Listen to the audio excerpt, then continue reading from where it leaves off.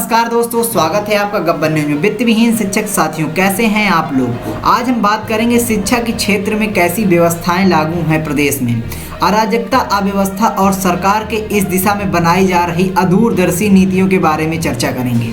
भारतीय संविधान के अनुच्छेद 26A में सामाजिक संस्थाओं का दायित्व में आना शिक्षण संस्थाएं स्थापित करने और संचालित करने का है।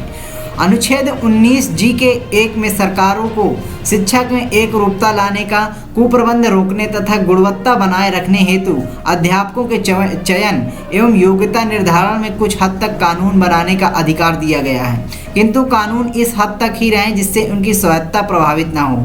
इस समय उत्तर प्रदेश में चार तरह के शिक्षण संस्थाएं कार्यरत हैं। सरकार द्वारा स्वयं स्वचालित सरकारी विद्यालय, दूसरा सरकार द्वारा वित्त पोषित निजी प्रबंधक तंत्र द्वारा संचालित अशासकीय विद्यालय, तीसरा निजी प्रबंधक तंत्र द्वारा संचालित वित्त विहीन अशासकीय विद्यालय, चौथा PP योजना के तहत संचालित मॉडल स्कूल।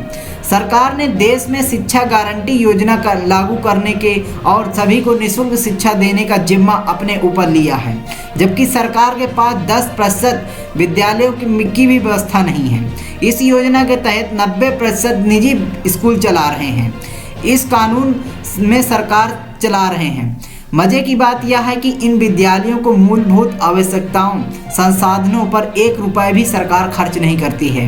माननीय सर्वोच्च न्यायालय ने एक महत्वपूर्ण फैसले में राज्य सरकारों को आदेश दिया कि मान्यता प्राप्त विद्यालयों में स्वच्छ पेयजल, शौचालय, अध्यापक शिक्षण कक्ष आदि का निर्माण की तिथि 6 माह के भीतर अवश्य उपलब्ध कराएं, चाहे यह विद्यालय सरकारी हों या गैर सरकारी, स्वामित्व हों या वित्त विहीन, अल्पसंख्यक या गैर अल्पसंख्यक हों।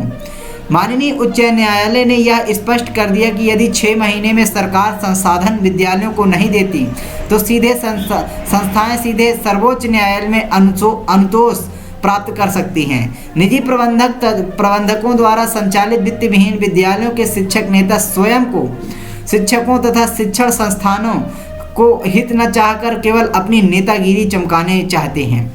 वित्त विहीन विद्यालयों के शिक्षक को गुमराह करके उन्हें शासकीय संसद में पहले मानदेय व बाद में स्वायत्त विद्यालयों के शिक्षकों के समान वेतन दिलाने का झूठा आश्वासन देकर लामबंद करके अपनी नेतागिरी को चमकाना चाहते हैं।